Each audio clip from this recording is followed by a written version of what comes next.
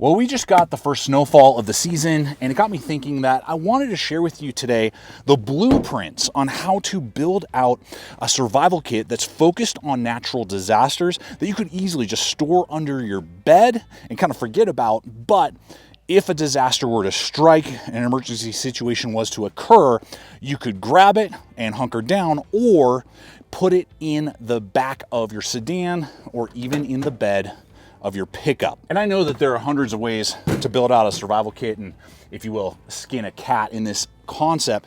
But in today's video, I hope to show you specifically what pieces of gear I've put in here, why they've earned their place in this kit, so that by the end of the video, I hope to not only have informed, but entertained, and give you some education, to give you some ideas, some thoughts on pieces of gear and equipment that you can put in your own survival kit so that when an emergency strikes, you'll be prepared. If you're new to the channel, welcome. I'm Aaron. This is Gideonstactical. Let's dive in. Now, I want to begin with something that a lot of people don't really think about, which is your own personal safety and some safety items. And the first and foremost has to do with your hearing and your vision, two of your main sensory organs. If you damage those in an emergency situation, you're in serious trouble. So I always like having a pair of safety glasses. These happen to be Milwaukee's I just picked up at Home Depot a long time ago. Have several of them. They really work well, don't fog up very easily. And then I always like to have earbuds of some kind, ear protection. You may be having to work around generators or just loud, pieces of equipment as you're maybe trying to get power up and running or having to help people, just whatever. So protecting your eyes and ears, I think, is an essential piece of gear in a survival kit, along with good leather gloves. Now, these happen to be a smart wool set, and leather gloves specifically, because then you can handle hot stuff. You can handle, pots and pans over a fire if you're having to cook or do something like that. If you're having to work on a vehicle and it hasn't had time to cool down, those type of things, so that they won't melt like synthetic gloves will. And because I live in the Rocky Mountains and we have wild, temperature swings all year, I usually have some sort of kind of like insulated. So these are insulated leather gloves, but they have good dexterity. Now, one item I don't see a lot of people talking about in their survival kits is a non-lethal deterrent. I happen to have some bear spray here with me. You could also do pepper spray if that's more accessible for you. But there are a lot of places in the world where firearms are not allowed, or storing them can be very complicated and get you in a big, mess if there's something that wasn't stored properly. Pepper spray, bear spray can protect yourself from wild animals or even dogs, that maybe got loose. You live in a neighborhood and, some of the people evacuated, you stayed, and the dogs got loose, or they let their animals loose hoping that they'd survive, and, they come run up on you. You don't know what's going to happen. Or, the two-legged type of threat. This gives you an opportunity to protect yourself and your family without all the complications of trying to safely store and all the things that go into other types of defensive tools. So I like having bear spray just because it's that potent and that powerful, but pepper spray if that's easier to get your hands on. Now let's follow that up here with something that a lot of people might think is funny, but I really love having, which is a set of Farkle. If the power is out, if you're by yourself or with your family, you may have to do things to distract yourselves from the current situation. And just pass the time as you're waiting for either help to arrive or a situation to be taken care of, or just waiting for your meals to cook, since you don't have as easy a way to cook your meal. Well, having some form of compact game that everyone can easily play and pick up without a lot of rules can just pass the time, keep your mind in the right headspace. So I really like having Farkle or a game, like that. It's just a simple dice game and the rules are on the container. And throughout the video, guys, in the description box below, I will have links to all these items. So if there's a particular item you're like, oh, I'll have it over my Amazon store, as well as my other affiliate networks as we're going through here. And if you guys are getting value and, entertainment, but also you're enjoying this information, I do invite you guys to like and subscribe. Make sure to hit the bell icon. Since I highlighted food, let's go ahead and talk about that real quick. It's good to have some form of dehydrated meals for the amount of your family, or however you're building this out. This is probably about 2 people is what this particular system could handle, 1 to 2 people. So some dehydrated meals along with stuff that will hold up for high protein, jerky, beef jerky, those type of things, energy bars, protein bars, really nice, important, if you have like vitamin deficiencies, making sure that you have good vitamins and minerals. And the way to prepare that, because a lot of those require, the boiling or filtering of water. I've talked about these for years, taking them on backpacking trips. My GRAYL water purifiers are so bomb. Can handle a couple freezes if you accidentally left it out in the cold by mistake, and they purify everything. They're not filters, they're purifiers. So I really appreciate that, and they act as a water bottle, so you can purify it and then go if you have to do that on the go. And then, any type of metal cup, they make a metal cup, so that's what I'm using. It's pretty large too. 30 ounces is what this one will do, and just really tough and durable in that, and it comes with a lid floating around in here. And then along with that, I just have my little mess kit right here. And that I have like 10 ways to start a fire. So, here's a fire steel in here. I've got my little BRS stove, lots of different good stoves out there. And then foldable utensils and some foldable cups, and then some fuel so that I could use it on the stove. I would prefer to try to not use that if at all possible, but especially if you're stuck somewhere where just fuel is not very readily accessible, that wouldn't be a bad thing to have in the rotation, to be able to not only purify water if the filter was damaged or someone else is filtering, but also then cook, dehydrated meals. All right, I know some of you guys want to know what type of tools, like fixed blades and, multi-tools I'm using, because, that's what I do here at the channel, is review a lot of that. So a Mora Companion would absolutely check that box. Those things are bulletproof and so cheap. For me personally, what I got in here is the TJ Schwartz LT5. This is a 5-inch blade that I had a hand in the design process, which was just such a blessing and so cool. But what I like about this blade is that it is excellent for food prep, carving, whittling. It's quick in the hand, great ergonomics, a 90-degree spine, 5-inch blade. Just really gets a lot of work done with A2 steel, and I think it's 62 to 63 on the Rockwell, if I remember correctly. Great edge retention, but man, it is just so tough, and just checks a lot of boxes for me in that kind of compact, fixed blade size. So I think you should have a fixed blade, and between 4 to 6 inches I think is like a good size range. That just happens to be the one that I have. And then a hatchet or a saw. I have both. Now this one is an S-wing, and I think I got this sheath off of eBay.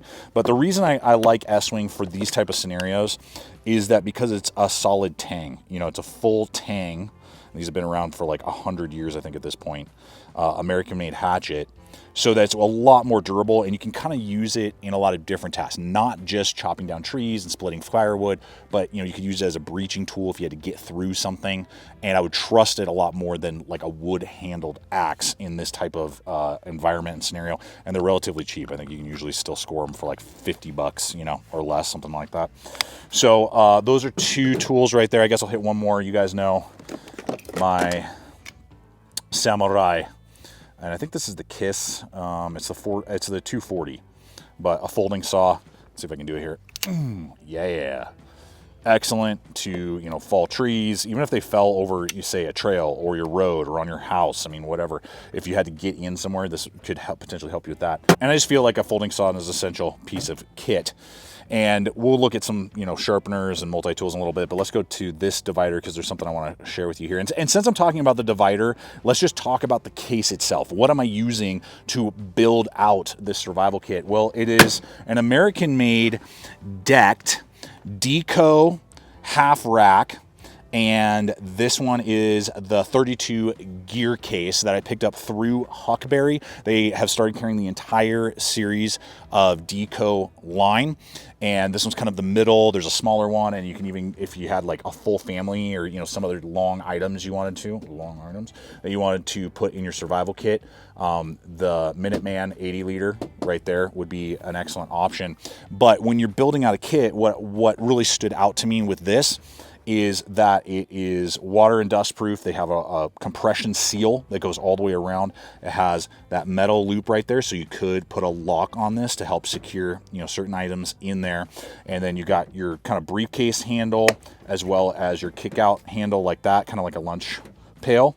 And then like that, it's one-handed to grab and open. You know, a lot of these other kind of cases, they have the different handle clicks and you got to do a bunch of stuff. This just makes it super easy to get in and out, and then you can, you know, organize it different ways. These got these dividers, you can put different, you know, shelving and different things that they have to really organize the heck out of this. And because of that gasket, it'll keep it, you know, all watertight and just to be able to handle the elements. And I'm thinking especially like all of you who have endured flooding as well as the hurricanes and stuff like that, having something that will not just get sopping wet and ruin all of your gear, I think is really important, but also transportable. You know, you can just grab it and throw it. And I do just really appreciate Huckberry being a regular sponsor here at the channel. So I will have a link in the description box below, and I'll try to have it popping up as well that you guys can start exploring these items and all the types of gear and equipment that they have over on the site. And I will also be including my 10% off promo code that you can apply towards your very first purchase. So that can really help, you know, save a little extra cash when you're maybe wanting to build out a system like this, or, you know, other pieces of gear equipment that Huckberry carries. Now, as we move along here, what we are looking at is an item that I don't really hear a lot of people talking about. And I was really trying to think through things, and I'm like, well, why isn't that talked about a lot? And it has to do with either going with a monocular or binocular. If I can, there it is. Whew. I happen to have these Leopolds that I got at Costco on a deal, binoculars, so that you can see what's going on. I mean, think of you have limited resources, energy, and being able to see what's going on. Maybe you got up to a high location so you can look around, like, oh, is there power over there? Is someone, you know, trapped? Or hey, everyone's congregating on this area, or we need to stay away from that because something bad's going on over there. Let's go over here. Or, you know, just things like that. Being able to magnify your vision and really get detailed information about what's going on so you can better determine whether to stay, where to go, and where to maybe get help and resources, I think is essential. Leave a comment below, guys. I'd love to know, and I love your guys' comments because it always gives me food for thought. If there are gear items that you think I'm missing in this survival kit, I'd love to know as well, because I'm sure there'll be items that I miss, or you're like, hey, but I hope that like items like that, I mean, no one ever really talks about that stuff, man. So let's talk about taking care of yourself here a little bit more.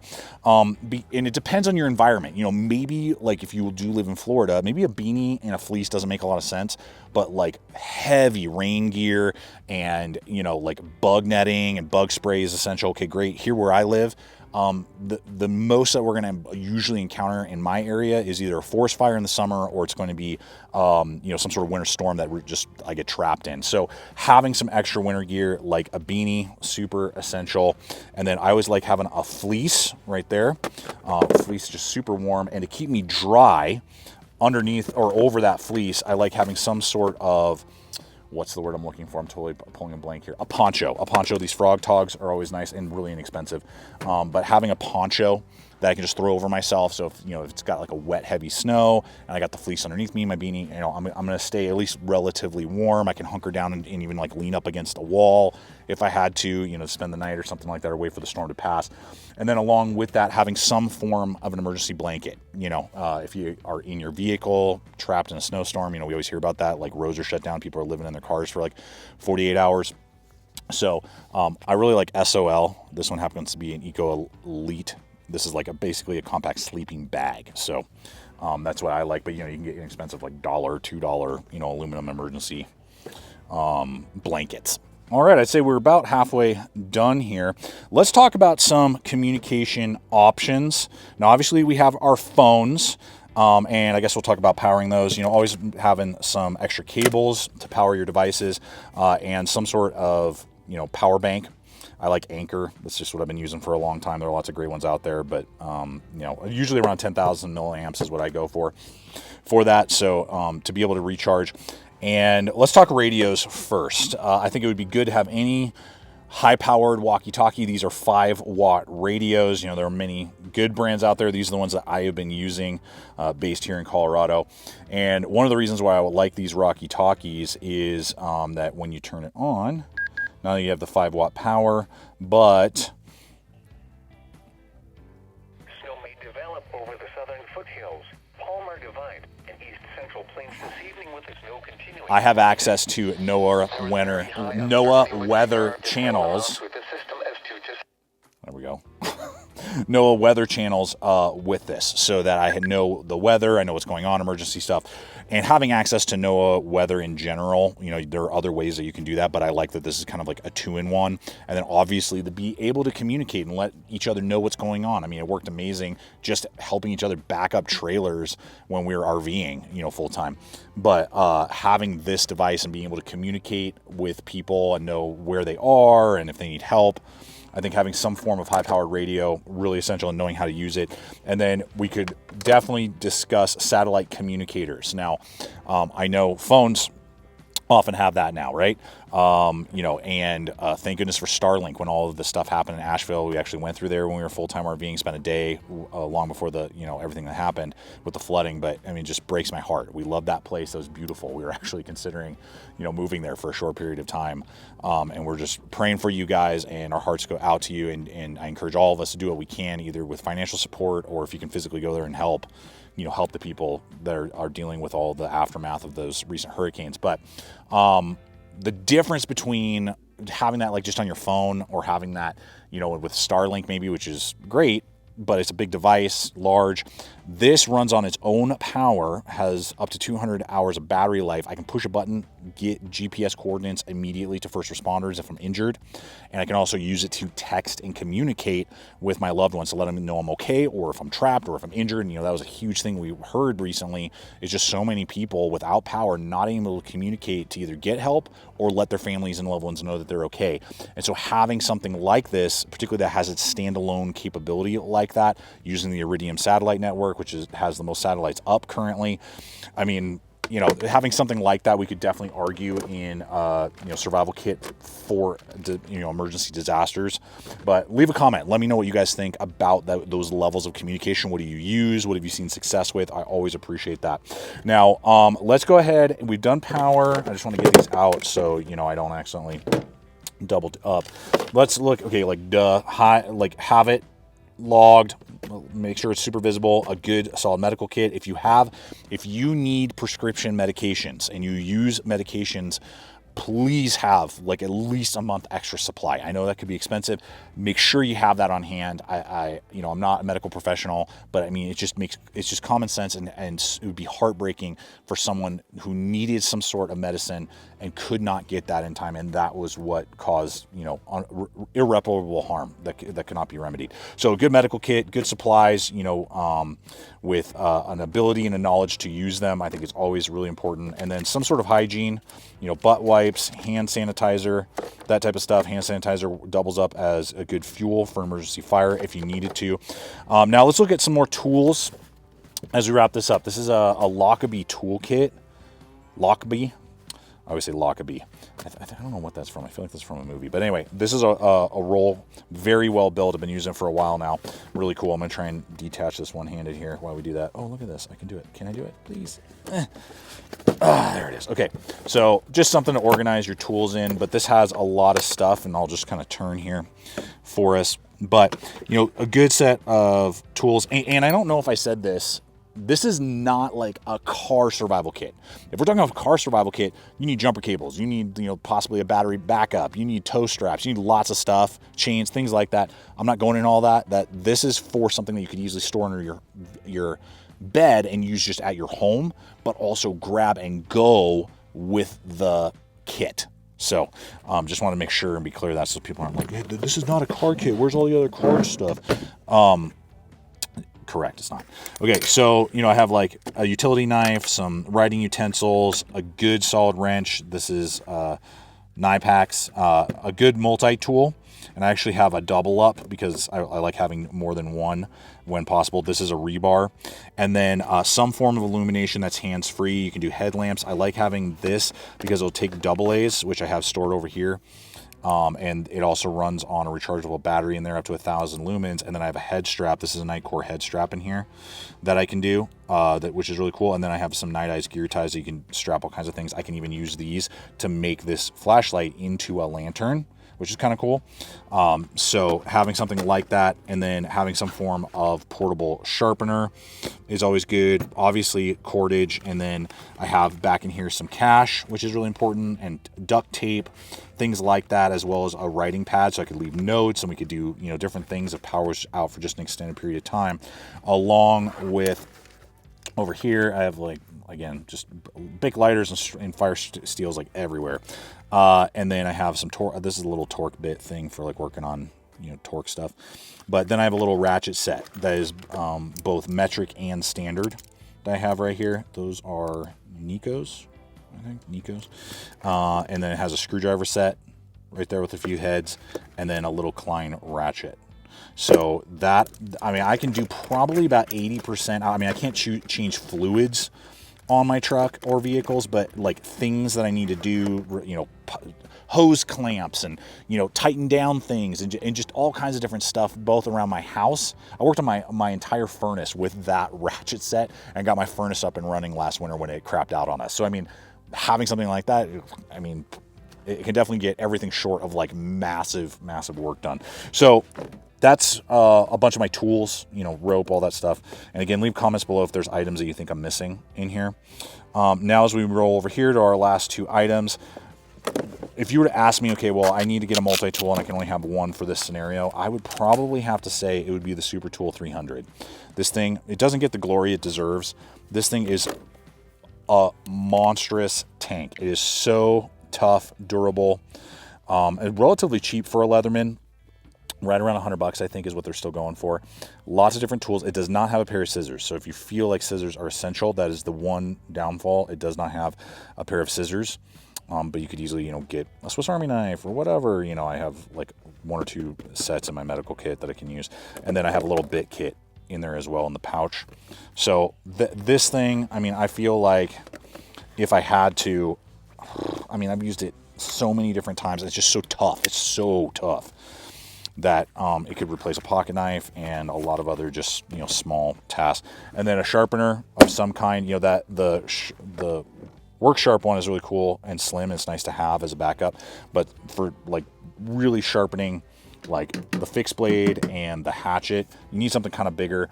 This one is a Sharpel, and I think I'll just run in some footage because it's gonna be tough for me to all do one-handed. But the stones are all inside. You get lots of different stones. You screw it on the front end. You can even loosen or tighten broadheads with the back piece there, but it gives you quite a bit to work with, a big handle to really go after a particular, you know, tool if you need to sharpen a large machete or an axe or, you know, like whatever. It just gives you a lot to work with there, and relatively inexpensive. The one thing that, the one part that's just doesn't seem to work for me is it's a cool idea. It has these like adjustable ramps in here to like give you guided angle, but when I'm going to have to do a whole review on it. That part, I was like, I don't know if it'll work well, at least for me personally. So, I'm sure I missed 1 or 2 things, and cannot wait to hear the comment section on items that you guys think would be good to have, or that maybe you've lived through some of these natural disasters lately, and you're seeing some value in certain items that people don't talk about a lot. I really look forward to hearing from you guys in the comment section, but I do hope that this has just been a really good blueprint for you guys for a disaster emergency survival kit, what items to look for, what items to consider. And I hope even if you already have your own kits, maybe this is giving you some ideas like, oh, we should fine tune that or tweak it, or just go through it. You know, it's really good at least once a year to go through your survival kits and, you know, go bags, whatever you got, and make sure everything's up to snuff. You know, all of your medical supplies are, you know, not expired, those type of things, and that's ready to rock and roll if necessary. So appreciate you guys so much. Check out the other video and subscribe again if you haven't yet. And until next time, always remember to stay equipped, stay prepared. I'll see you out there.